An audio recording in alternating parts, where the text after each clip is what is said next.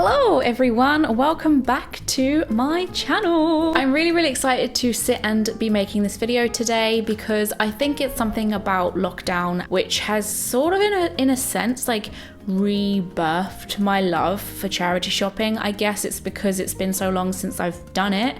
Going back to it felt like a really magical experience. I just forgot how much I've missed charity shopping. If you're from the US, charity shopping is basically what you guys would call thrifting. This video is going to be catered more around charity shopping than it is thrift stores because I have zero experience at thrift stores, but I have been charity shopping for over, I would say, 10 years. A decade of charity shopping experience sits right in front of you, so I thought I would sit down and give all of my advice and tips and tricks I believe that I have built up on along the way. The first item I'm going to share with you today are charity shop items because they're the funnest finds in my eyes. The next lot of things were charity shop items. I love charity hunting in a charity shop. Oh my god, Ellie went to a charity shop again. So this video is going to be about why it's good, who it's good for, what sort of things that you should bear in mind while charity shopping, and hopefully it's helpful. So if it is, make sure you give this video a thumbs up. Let me know in the comments if I missed anything, if you think there's a really big tip.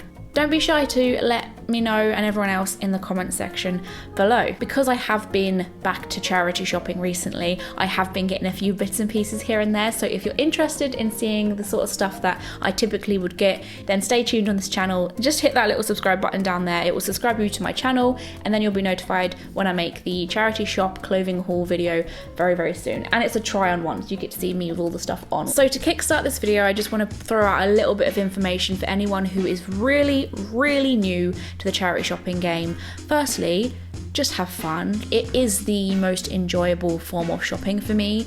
I don't think it should be taken really seriously. It's why I've held off making this video for so long, because I'm like, you know, you don't need tips. There's not a set instruction.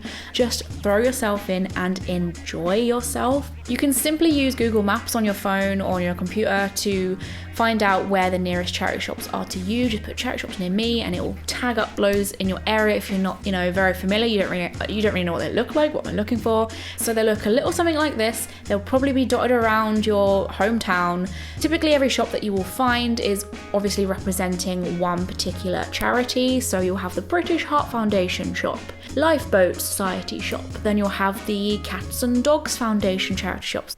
Look, even this person couldn't resist walking past it. No one can. Charity shops are great. And honestly, these shops are just filled with delights and goodness, and you just never know what you're gonna get in those knick-knack boxes and on all those racks and rails. You're just gonna have a whale of a time.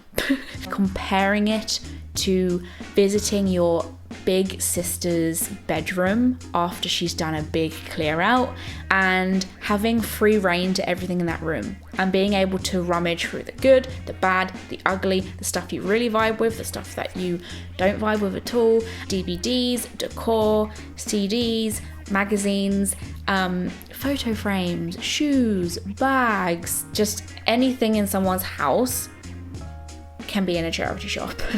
You'll get to know your favorite ones. You can't necessarily say, I love all British Heart Foundation shops. You will just know there's one in your area that you really like for whatever reason. There could be so many different reasons. It might be the way they organize the stock. It might be the staff you like. It might be how big it is. It might be how well kept it is. Or there's something about the vibe. Like there's one near me that's recently opened and I really like how big it is and how spacious it is and how like nice it looks. It gives me a nice little warm feeling inside and it just feels very well kept, and the clothes feel like they've been properly washed or whatever, or pressed or whatever you want to say they do. It feels well organized and very clean, whereas other than might go in, I feel a little bit dusty. They all kind of work differently, so you might like the ones that organize their clothing pieces by color. You'll have a rack of purple clothing items and then a rack of blue, a rack of green. I can see the benefit of shopping in that way for some people. You might end up liking a particular shop in your area because they seem to stock more higher end kind of stuff. Maybe they do brands that you're more familiar with, and sometimes it's a bit of a laugh because you do find some crazy things in there. I've joined a Facebook group that's literally called Crap you find in charity shops, and people just post the funniest things.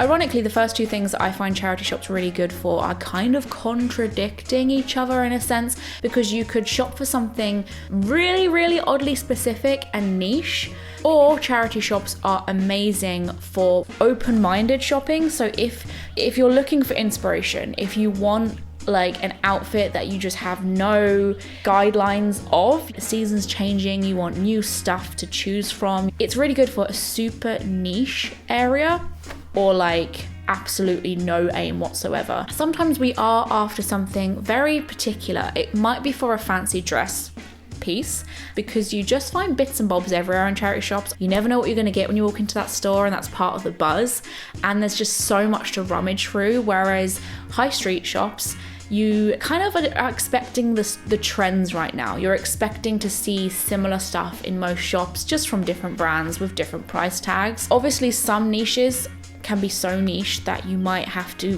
very regularly look. I understand that you're not going to find, charity shops are generally quite small. You're not going to find everything. You can even ask them if they ever have a kind of stock that you're looking for. Would they ever reserve you any of that stock if they ever come across something that you're looking for? Because things are a lot cheaper in charity shops, it's easier for you to try things out, and just really good for someone who's currently experimenting with a new style, experimenting with their look, or their figures changed a bit, and they're just trying to work out what's good for them, what colors are good for them, what materials are good for them, because you just get a wide range of different stuff. And also you're less likely to regret something that you spent like a $5 on if you don't end up sticking with that style. That being said, obviously in the long term, if the item doesn't work out, it's really good to take the item back to the charity shop and redonate it, because another reason why you might want to start charity shopping is because it's a lot more greener. It's better for the environment. So if you're someone who's trying to change their ways a little bit, charity shopping is something that's definitely booming right now. Thank God. Obviously, charity shopping is really good for people who are on a budget, whether you're a student or you're saving for a house. There's a few days until payday. Like, charity shopping is a really, really good alternative. If you desperately need something, you would rather shop somewhere that isn't going to break the bank. And obviously, if you're looking for ways to be a little bit more giving, charity shopping is like the biggest area I put my money towards a charity, because I'm like so like fashion orientated and like motivated. Obviously, seeing cool stuff's going to make me want to spend more and more money, because I'm just excitable about the idea of getting new cool fun clothing. So typically, obviously, that's going to make me spend a lot more money. It's really, really good for bargain hunters, not just for clothes, like even decor. If you're someone who is always looking for ways to change up the house by season, perhaps. Often, like, I see brand new decor, it'll be like a skull head or something, and it's like £12 or something in Asda, which is a decent price bracket. But when you actually like second think that, sometimes I'm like, it's a literal like plastic head. Why is this £12? This point might be a little bit controversial, but I actually think charity shopping's really good for presents. Especially for kids, because kids' interests change all the damn time. And you might be like, should you buy someone a present from a charity? I don't see anything wrong with that. If you would buy it for yourself, why wouldn't you buy an item that reminds you of someone else? I think there's actually a whole lot of inspiration you can find, at least anyway, because there's so many like knickknacks and bits and bobs that you're likely to find like a gem that reminds you of someone, and that person you buy it for will be like, where the hell did you find this? Like, this is such a unique gift. I love buying unique presents for people. So seasonal items in general. So I love charity shops at Christmas time. You find the coolest little pieces. I spoke about charity shopping at Christmas time a couple of years back in a Vlogmas video that I did. The minute I walked into this charity shop, I saw a Christmas Totoro shirt that I would have absolutely loved, but it was a size 6. I saw loads of racks that had like tons and tons of Christmas jumpers, £1 each. So go have a look there first before you end up spending like 15 quid on a Christmas jumper. Cookbooks, Christmas cookie cutters, Christmas ornaments, baskets and boxes of baubles, buckets of like tinsel, and just loads of little bits like string lights and things you just want to hang up around your house here and there. And tinsel, oh my god, there's so much of that gets made, you know, clogs up landfills, and people just have stacks of tinsel in their attic or something that they just don't use. And you'll find boxes and baskets and crates of it in charity shops, and you will find Asda selling a 12 pack of baubles for probably 12 quid. And we don't need to be buying new baubles. Like, they're not going to come up with a new creative way to produce a bauble. It's just a bauble that hangs from a tree.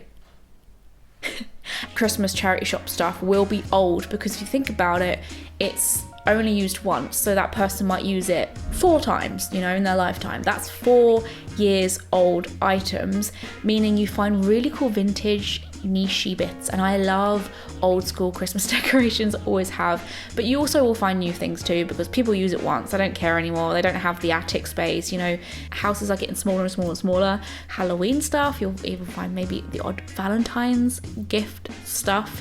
And on that note, special occasions, charity shopping is really good for special occasions. If you're going to some sort of ball or prom, you can even find really nice prom dresses in charity shops for like not even half the price of what you would find in normal shops. You'd find it for like a quarter of the price. Or if you're just looking for something very glittery and fancy, you know, you're going somewhere special, I always get surprised by their like special occasion racks. One of my favorite reasons to charity shop is for little things that you need, like belts, like ties, like bags, odd bits and pieces like hairbands. When I'm on Boohoo or ASOS, I always just forget for some reason to look for little pieces to like add to my outfit.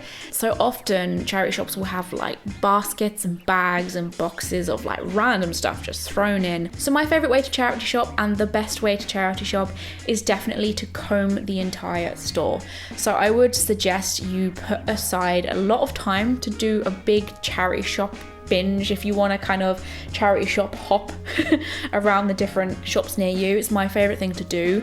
You don't really want to rush it. You can't expect them to stock the store in a way that's easy to the eye and, you know, for the consumer to find something with ease. Charity shopping's not like that. It's about darting through everything that you see with your eyes and with your hands. I would suggest like feeling along the rack for different materials. If you know you like a certain type of material, or for different colors, you can kind of scan through everything. You might even want to just flick through the top of the hanger so you can maybe get a quick glance at the brands if that's more interesting to you.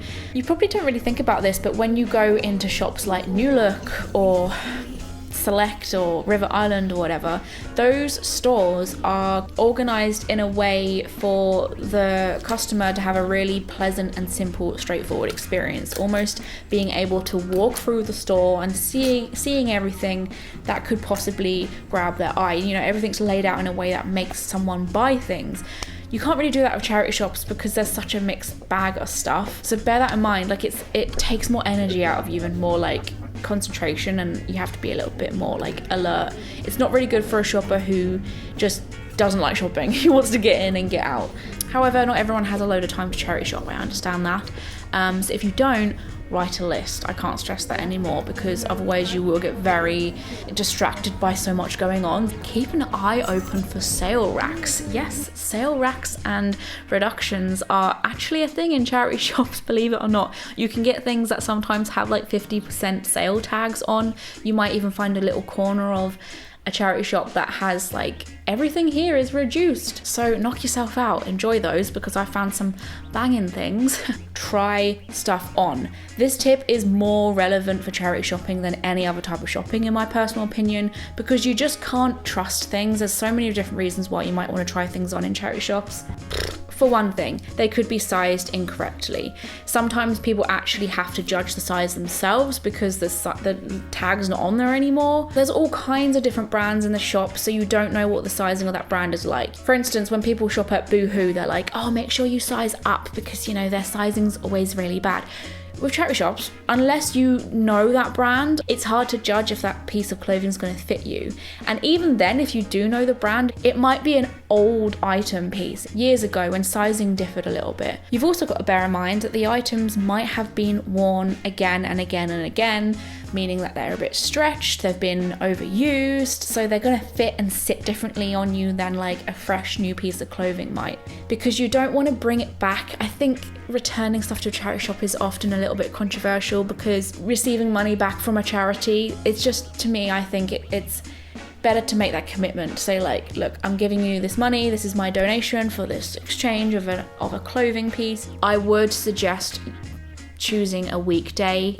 Charity shopping on a weekend typically is stressful because it's more busy. Charity shops are typically quite small, and also people have had first dibs all kind of Saturday mornings. So if you're gonna go charity shopping on the weekend at like 4 p.m, most of the good stuff's probably gone.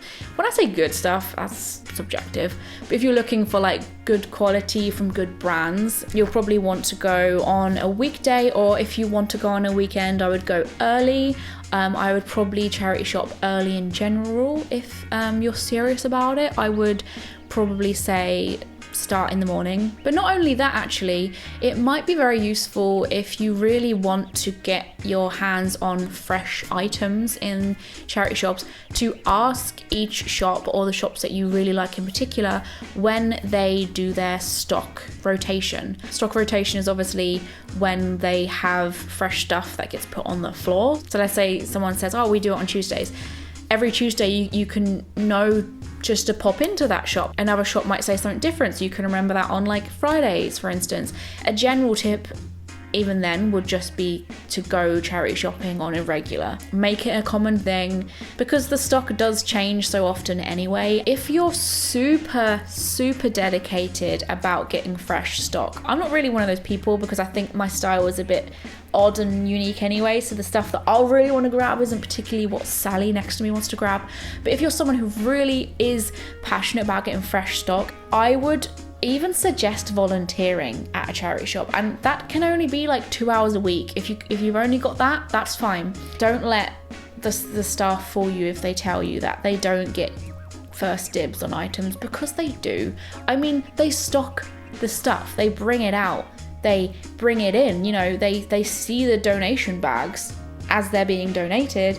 If they spot something that's really good, they're probably gonna take that first. Like, why not? I don't blame them. They're volunteering, for God's sakes. Give them something. But you will probably often find that the best finds are typically in the window anyway, on display, because they want to show them off. So if you want to know, hey, what's the best juiciest thing in this charity shop, have a little look in the window first. I actually forget that sometimes because I just want to go in and rummage. I forget to actually look at the mannequin and stuff that they're trying to present and make look all nice. Maybe if it's on a mannequin, be kind of sure that you want it before you tell them to take it off the mannequin, because that's a lot of hassle.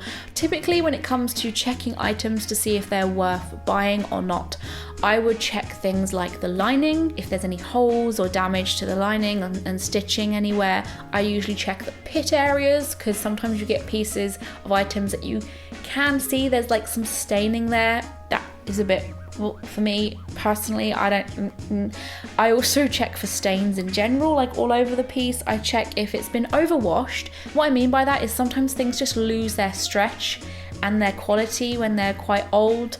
I also wouldn't buy anything that's got a lot of bobbles on it, particularly like jumpers and things like that. And obviously I'll check things like buttons. Are they all there? Are they all intact? Are they loose?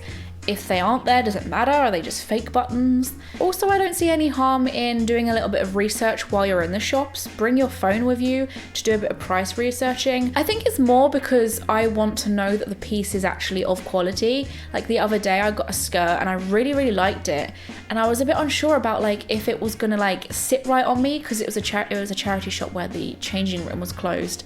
So I did a little bit of research, and on my phone I found out it was from a really high quality boutique. So not only was it like a super good bargain, I also knew that the quality was going to be a lot better than I was anticipating, so that made me buy it. So even though you might say it's controversial for researching prices, I mean, it made me donate to charity because I ended up buying the skirt because I realized that I was going to get a lot of use and it was going to be more sustainable for me. Often people have conflicting opinions about whether you should go into the city to charity shop or whether you shouldn't. Some people say that it's not good because if you shop in London, then the prices will be higher in charity shops. But what I will say though is the area, the location that the charity shop sits in reflects a lot about the types of people who live there.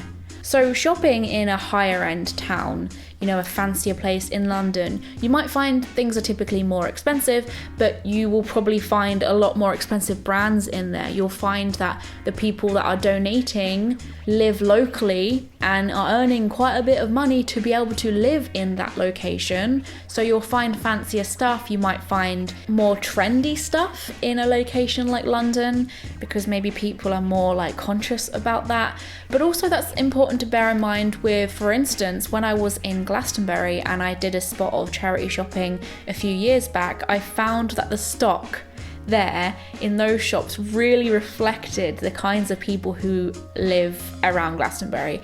It was very hippie-esque, boho, you know, floral, festival vibes, bright colours, a lot of like knitted stuff, like a lot of just sparkly fun things, very mystical and spiritual. So think about your style, think about what you're after, and kind of gravitate towards locations that you feel might reflect that a little bit more. A lot of the stuff in Brighton was alternative and edgy, rock, punk kind of style stuff, whereas my hometown, there is a lot more like older fashion. There's quite a lot of the older generation in my hometown, so you find that the stock's like 50% older people. My next point, I would argue for any type of shopping that you do, check both genders. When I say comb the shops, I mean comb those shops.